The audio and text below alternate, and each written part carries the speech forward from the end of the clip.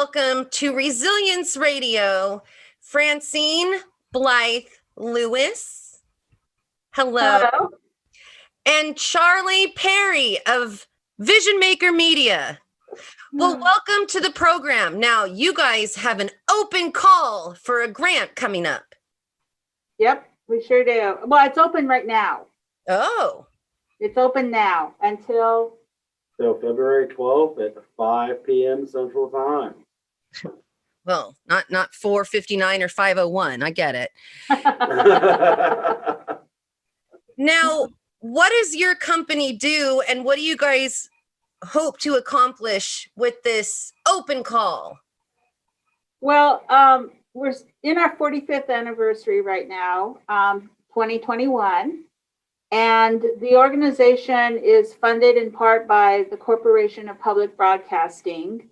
And we are supported with our offices housed at the Nebraska Educational Television public station here in Lincoln, Nebraska.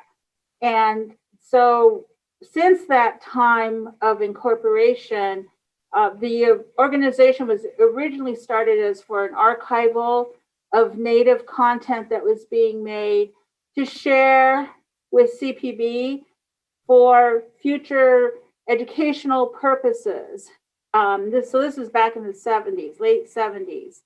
And then we morphed into being able to provide funding to Native storytellers in media wanting to make documentaries for the sole purpose for public broadcast on televisions.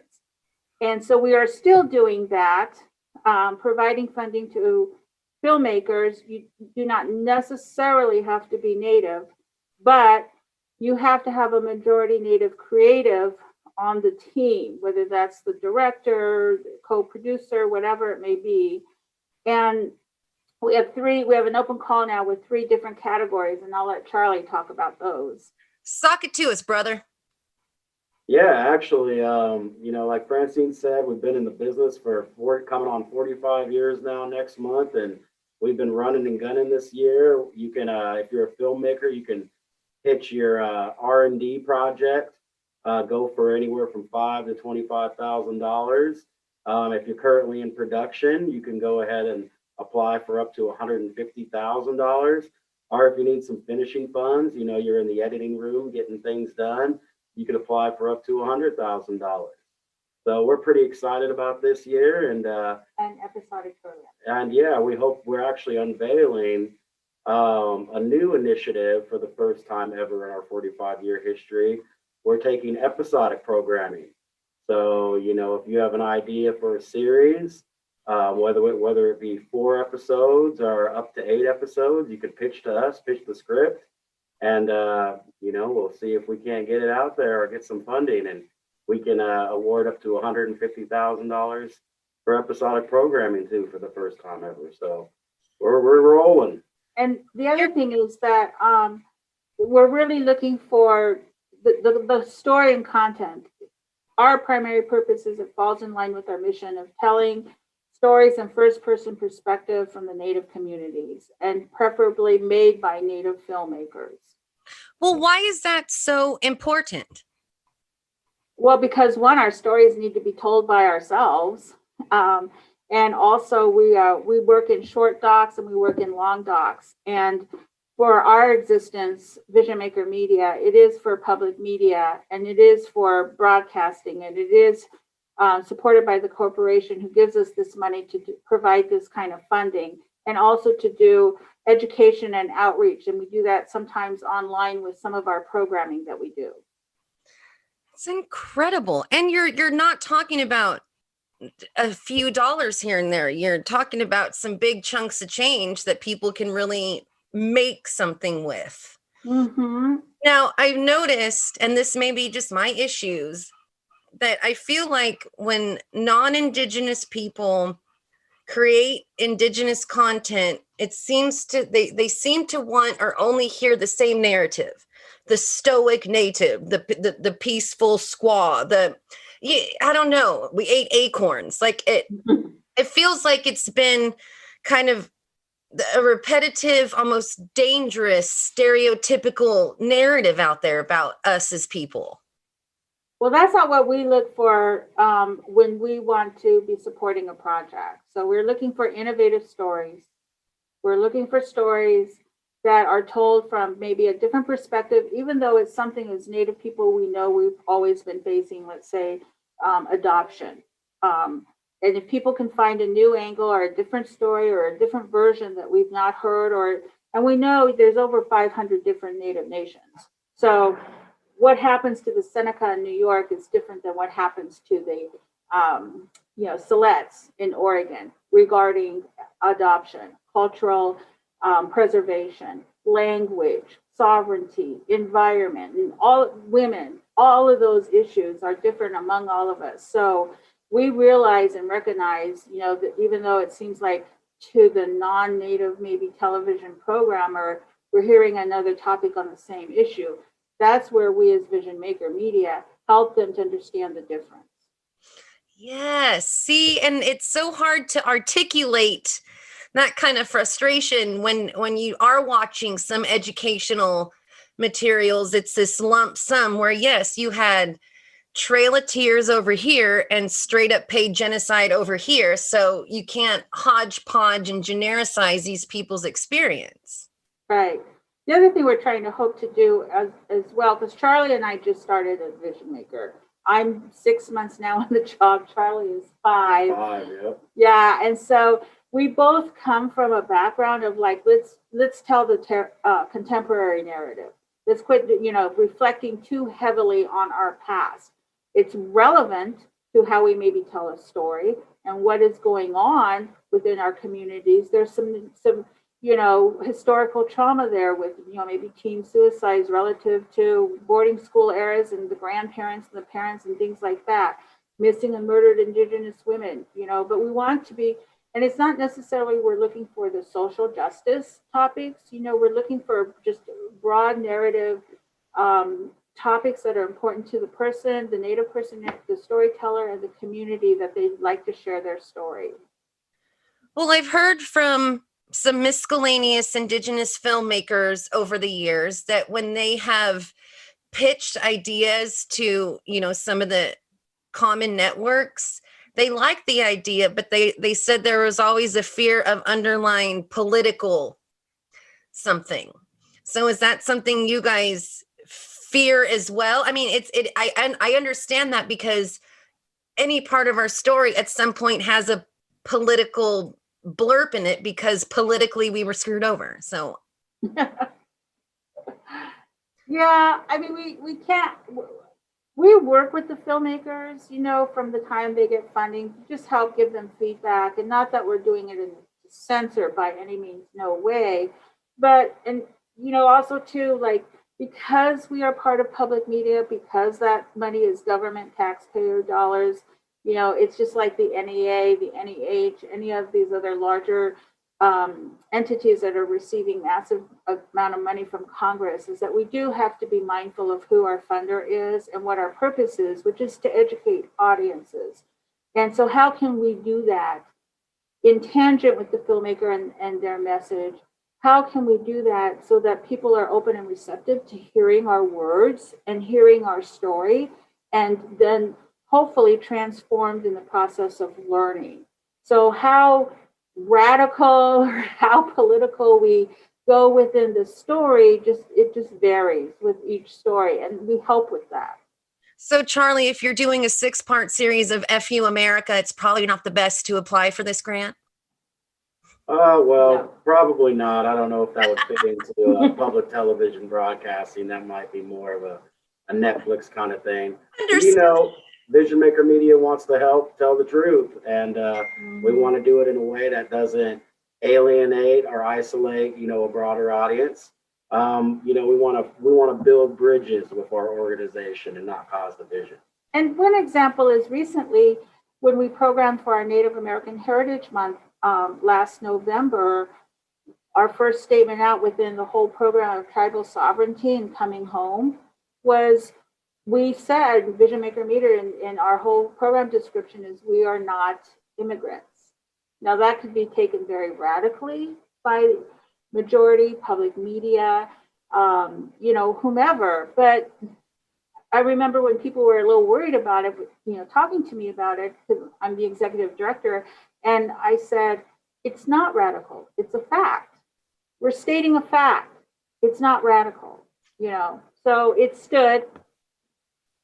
Well, I notice, again, just being in radio, that's even, I do a big Indigenous Peoples Day 8-hour broadcast, and it's not a day to shame or punish or beat people's ancestors down from hundreds of years ago. It's not that kind of thing. We're just trying to say, yo, this is where we're coming from, and maybe the chip on our shoulder. It isn't that kind of shame on you for being white. It's not that thing.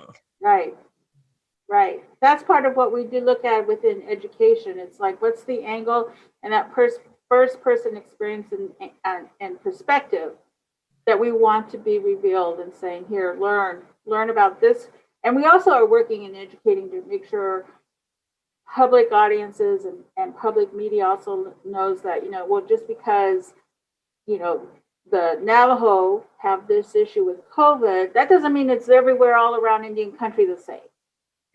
Every community is dealing with COVID differently. Yes, and it seems like you guys both got hired on during a pandemic. Yeah. Hey, you need to make content. Bye. Good luck.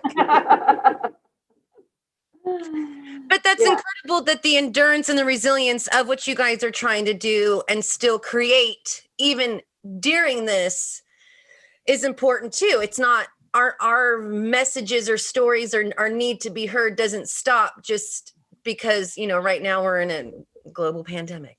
I still have stuff to say. I don't know. Yeah, exactly.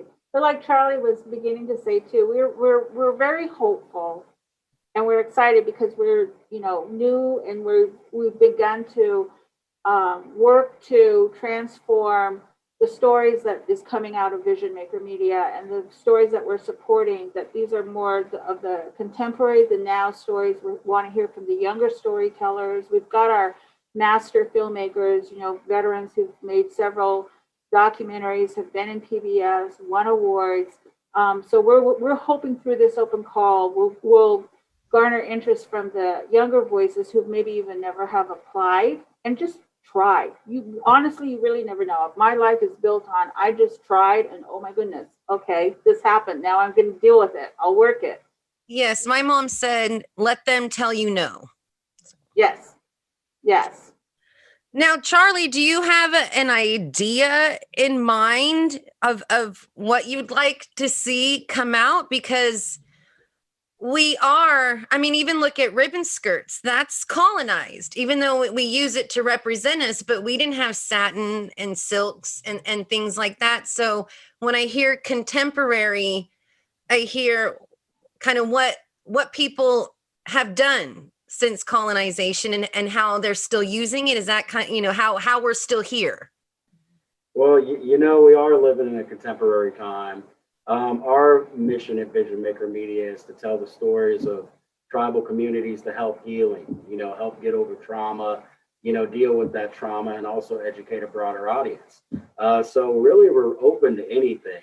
If they want to toss something our way, we'll take a look at it. We have a panel that will be going over all of our submissions from all over Indian country that will take a look at it. And the worst we could say is no, but like Francene said, the best we could say is yes to it. And really, if they have a great story, whether it be about tribal sovereignty, reconciliation, missing and murdered Indigenous women, empowerment, cultural heritage, history, whatever it may be, toss it our way. And we'd love to have our panel take a look at it and see where we can go from there. I'm going to give you this one for free. If you're talking about healing and health and getting back to it, we need like a native version of Dr. Phil, maybe. That's a really good idea. Make it a series. That'd be awesome. That's your job. Like I said, that one's for, and you don't even have to be a doctor. Dr. Phil wasn't. Let's find ourselves a podiatrist and make him an Indigenous therapist. Yeah. Somebody get Jennifer an application. No, I don't know how to deal, because I got grandma who ran away from boarding school barefoot at 14, 15. So I have to work through my mistrust and what she taught my dad on how safe or not safe you are, and what my dad taught me on how safe you are, and even that anxiety of sharing, because they're just going to take it and steal it again. So I really appreciate what you guys are doing and kind of creating a space for people to explore how these things that generate intergenerational trauma exists. I don't care if you disagree or not. It is a behavior that we have passed down and we have to heal from. So this chance for people to explore that publicly is huge. And one of the things, like in reflecting back on contemporary and educating audiences, when we did our programming for November, we did it in partnership with PBS World Channel, and we did a panel. And as opposed to most times when you go to film festivals or you see online, films and things, there's a Q&A that follows with the filmmakers. Well, these topics that we had shown for that program were on adoption, they were on environment, they were on women leadership. And so we instead had a panel from the experts in Indian country on these topics. So we had 2 past tribal chairs, and we had, I think she might be the president of the American Indians for Opportunity, an organization located in Albuquerque, New Mexico, that has been in existence, I think, for 50 or a little bit more years, training and developing young Native people to become leaders in various ways. And then also the executive director of ICWA, the ICWA office located here in Lincoln, Nebraska. And the point of that was to have them talk about the larger issues, the congressional legislative laws that were made that created to the disadvantage of Native people or the tribe or whatever. And audiences were just like, blown away, because they had absolutely no idea of that American history and our relationship and these laws that were made to either annihilate us, virtually kill us, genocide, reform, assimilate, everything. And they just didn't know. They didn't know. So that's what I'm talking about as far as like contemporary. It's like, look and see where we are now as people. We have doctors, we have lawyers, we've got tribal sovereignty, we've got, people of all sorts, museum curators, the Whitney Museum just hired for the very first time, I think, a Native assistant curator in New York City. So that's what we're talking about in contemporaries. Let people understand who we are, where we are, and what we are doing now in the realm of general society. See, my triggers and my trauma is that when you were saying people didn't know about these issues, I get all like, why didn't you know? I get offended that I have to know this stuff. How come you get to wake up every morning not knowing this? And we do have incredible artists. We have musicians, poets, poet laureates, astronauts, Olympian. Yes. So these people, who they are now. And, I interview hundreds of people, and I always ask sometimes musicians, do you feel stuck with a flute or a drum? Or do you feel free to be a Native punk rocker, or a Native metalhead? Or because I notice that sometimes they don't want to see us as anything else than the flute carrier, the calm Native. And then here I am like spazzed out. Well, one of the things too was with in PBS, one of my favorite shows is Craft in America, and they were what you were talking about when you mentioned artists. It's a short episode on an artist and the work that they do. And I remember watching about 35 episodes because it's one of my favorite shows, and I really like watching it, in part because I love art. And I was like, in 35 episodes, I've seen 3 Native artists. One was a basket weaver, one was a potter, and one was a flute player. And I'm like, I need to let PBS know that there are far more Native artists doing contemporary work in all kinds of realms outside of, maybe the medium is pottery, but Virgil Ortiz, look at his work and what he's been doing. Nicholas Gallilan, I mean, oh my gosh. And so once we do things like that, that's our purpose at Vision Maker, is to help PBS, CPB find and know where the stories are in the talent. We don't always have to necessarily be funding them and producing them here at Vision Maker Media. But once they got connected and knew more about these artists, and I told them what organization's a great organization to find many Native artists. Now I want to say at least, every couple episodes, a Native artist profiled on that. So it's really, that exposure for them has gone up. And that's what another thing I'm talking about, contemporary. Metal workers, tattoo artists, leather painter, art workers. What is some girl did some sacred space art thing, insert deco art word. I don't know. I'm not an art major, but yes, like every single avenue of creativity, we have a handprint in. Right. Exactly. So yes. I am pushing for what you guys see, but okay, so I have a website that I was selling masks on, and I didn't want to do it too indigenous because I didn't want to scare people into thinking only indigenous people can wear this mask, So, and then I noticed I got a backlash because it wasn't indigenous enough. So there's this weird little world that a lot of these artists have to exist in. And the fact that you guys get to show them as human people and not this relic, this archaic, I just play with grass type of person is huge. Mm-hmm. Thank you. Oh yeah. We had a horror movie film festival, and it was the first ever Native American Alaska Native film festival that featured Native Americans who make horror movies.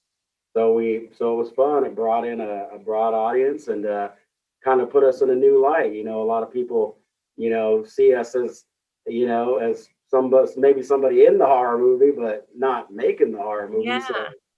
So we had a fun time doing that. We have a lot of other film festivals coming up. We got one coming up for Women's History Month in March, and we got one coming up for Earth Day, and so on and so on and so on. So, well, where can people access these film festivals now that everything's online?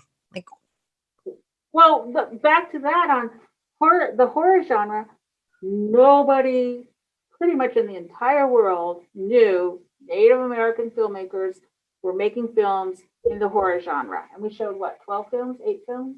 Yeah, we had 12. Mm-hmm. Yeah, 12 we had films. 500 years of learning how to make horror films. Oh, well, yeah. That's exactly part of what those guys were saying. It was, You guys want to be scared? I got some ways for you. Yes. Just go talk to Grandma, and she'll tell you a couple tales. Yeah. But that's another example of just like, Charlie has a background in filmmaking. I've got a background, long history working with artists and, media with Indigenous people as well. We're connected to our communities. So are all of our staff. We know what's going on. And just, realizing, we have a place here at Vision Maker with our online program as a platform. And we were working, our whole point is to be able to educate audiences to things, nuances or whatever that they just don't know about Native people. And so, that Halloween program really just, and our film festival blew everybody out of the water with like, wow. And it's really sad because some people still don't even know Indian people are still alive because of the historic living in teepees, being warriors, being squaws, all of that. So we're changing the narrative. We're working to change the narrative through media. Well, when you say education, are you talking about K through 12 or education? They teach the little blurb of Native American history in 4th grade who remembers 4th grade? And, but you know what I'm saying? Like they do this sugar-coated thing at such a young age that 4th grade brains, 10-year-old brains can't really comprehend. And so when you say education, who, what, where, how? It's our audiences who see our films. It's providing teacher guides, viewer guides as well for the DVDs that we sell. We put films into educational distribution, provide those viewer guides for teachers, professors, cultural educators. They're open for, librarians and museum curators and, cultural coordinators and programmers within our own Native Nations communities, so they're available to anybody if people go onto our website. That's incredible. And what's the website? www.visionmakermedia.org. And that has link to everything you guys are going to do, are doing, and grant information. Correct. And are you guys just talking documentaries, or what if somebody's got a kids cartoon? That would be in the episodic episode series that they could submit their project idea in. Yep. Episodic. It sounds like a medical issue. Like I take medication for my episodic episodes, you guys. Well, we just got done operating earlier, so we just got off the floor. So. Yeah. I love it. So talk to me. Do we still have access to these horror films? Or are those like buried and gone? Well, we had a licensing deal with many of them, but if you access visionmakermedia.org, you can still see our Nightmare Vision page, and that has links to the filmmakers and their YouTube channels along with their social media. And, send us, if you're interested, reach out to us, send us an email. You can find our email information on the site, and we'd be happy to point you in the right direction to some awesome, scary storytellers throughout Indian country.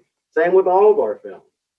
Well, I interviewed Mark Williams of the Native American Paranormal Ghost Society a million years ago. And we played EVPs on the air, and I love it. So spooky. Yeah, Mark's a good guy, and he's a heck of a storyteller too. Well, and talking about haunted places and scarred places, like you point any direction. It's like they burnt people here. There's an abandoned school here. They killed people. It's like, it's not funny. Why are you guys laughing? It isn't funny. And that was a part of when Charlie wanted to program that Halloween thing. I just immediately, because I'm part Navajo, is that I can't watch films. Part of my cultural belief. I'm not going to watch the program or anything when we show it Halloween night. It's just our taboo. And so I said, you're going to do it. You have to work with the rest of the team curating that program and such. But yeah, so, we're culturally sensitive as well. Some people just, like me, I just said, I just can't do it. So. And that is part of the intricacies of our almost 600 nations and different opinions and concepts. And see, some people you look in the eye. Some people it's rude to look in the eye. Some people you shake hands. Some people you don't dare touch them. So it's like I cannot keep track, and I quit trying to pronounce names and tribes a long time ago. If you notice, Charlie, I didn't even try to say your tribal nation. Oh yeah, Prairie Band Potawatomi and Sailors Kootenai. See, so, I let you do that. It takes a while. It gets butchered a lot, but I'll tell you, the differences. We have to celebrate our differences and also show a broader audience that we're not under one blanket term. That we all have something to offer as individual tribes. So that's what we're here to do. I think, or I know. Well, while I have you guys here, I'm part-time caretaker for my 90-year-old grandpa who watches a ton of old Westerns. And those are, and growing up, he was said, those aren't Indians, they're Mexicans, or they'd even cast Chinese people and put a headdress on them. And then they're so underlyingly sexist that it makes me crazy. So what damage did old Hollywood do to these generations of how we perceive Indigenous people? There's actually, I think it was in 2010 or so, maybe earlier, a film that is made called Real, REEL, Injun, INJUN, It's made by Neil Diamond. He's First Nation Canadian. And it actually is a really good documentary that talks about the different imagery in movies that different eras had of Native people, from romantic, warrior, chief, Indian wars, exotic, different, and they're in, like, in the 20s, this is how Indian people were lived. In the 30s, this is how, in the 40s, it goes through a historical timeline of misrepresentation of Native people. And he himself is Native, and the purpose of it was to show the damage that imagery from Hollywood has done on general audiences about the perception of Native people. And then it quits in a time, maybe in the 70s, when AIM kind of started acting, speaking up and bringing attention to our issues and stuff. What we got was the, I forget his name, but the Indian that did the tear over pollution, An Indian. Yeah, Iron Eyes Cody. Yeah. But so I think, it was in a time when I think maybe possibly Hollywood to some degree was realizing, the misrepresentation they're doing on Native people. And unfortunately, their efforts to try to rectify that are just been completely invisible and inefficient. Well, that's why I think what you guys are doing is so important, because it opens up a door and creates space to break those stereotypes, and that people just wake up in their teepee holding their flute. Yeah. Some of us wake up in a house and all we reach for is coffee. I mean, that's where we're at now. Yeah. So I think Dances with Wolves was in the 80s that came out, and that was an attempt from Hollywood's perspective.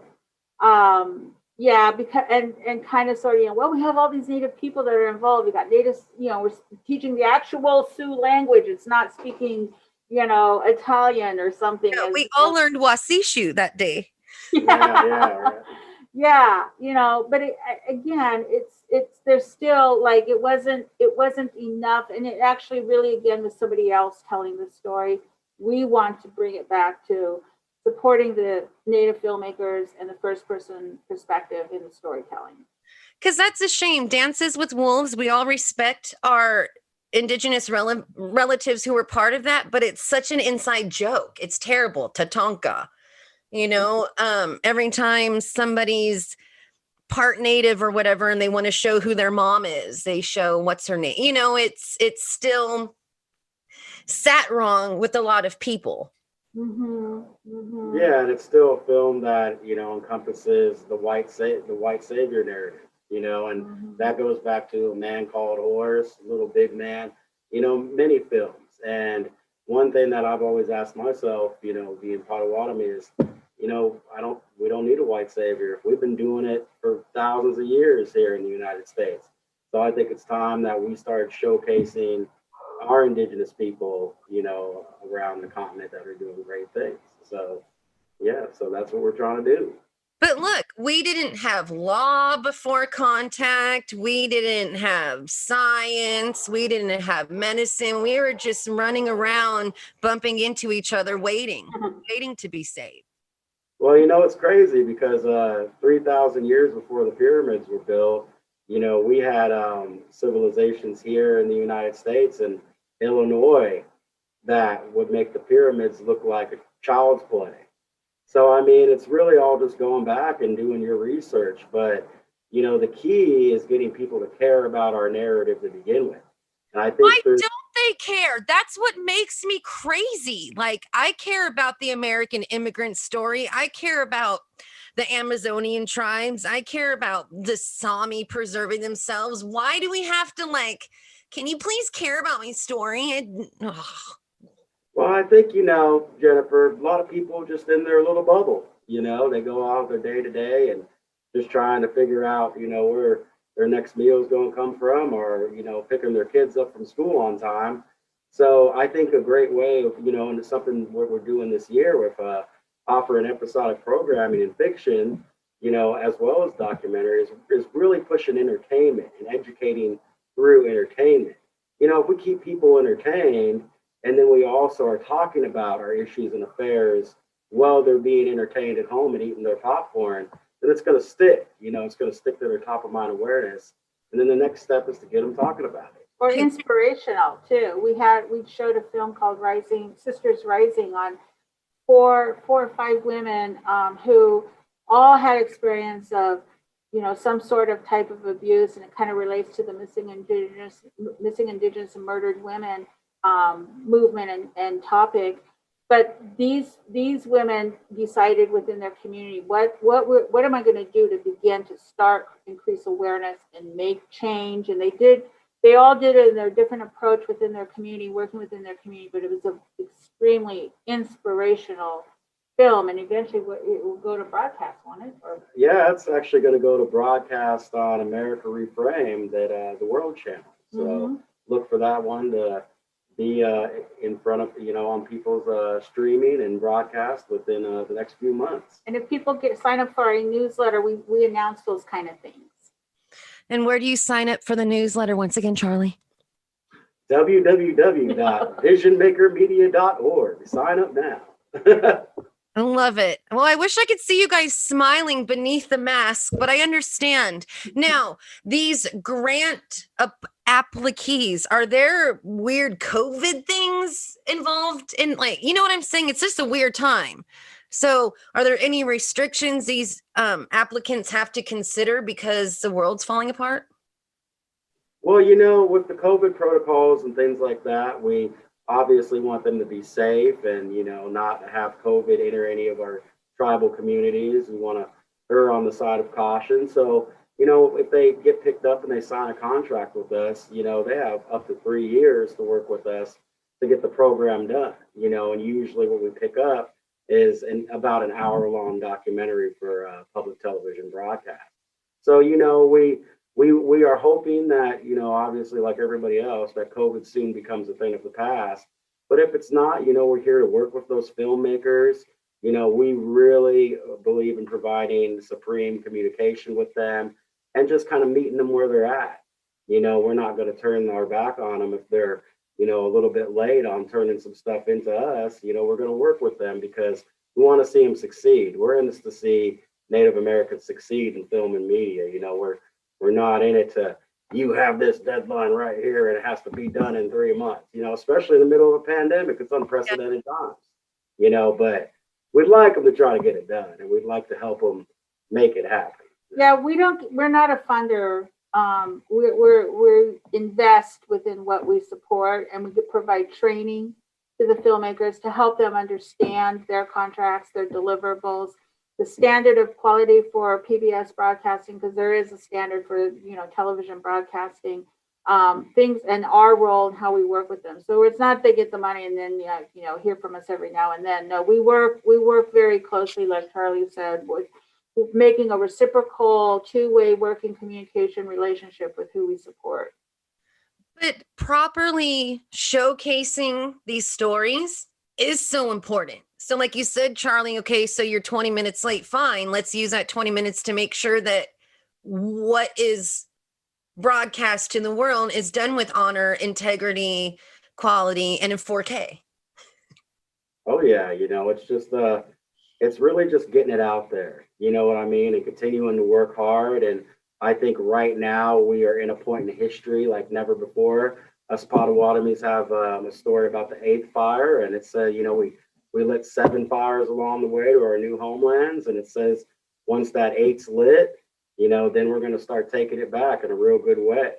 So I feel like we're in that moment right now, but it's on all of us as Indigenous people to get out there and do our part the best we can. So, it's what me and Francene are doing. We're just doing our part. The best we can. Yeah. It takes a village to make an episode. My goodness. So give me the grant information one more time. It's open now. Where can you get it? What's the deadline? And how important is grammar? Oh, yeah. The deadline is February 12th, 5 o'clock sharp. Don't be late. You can access all of the materials you need a fact sheet, a guideline sheet, an example of our budget template at our under Fund Your Film on visionmakermedia.org.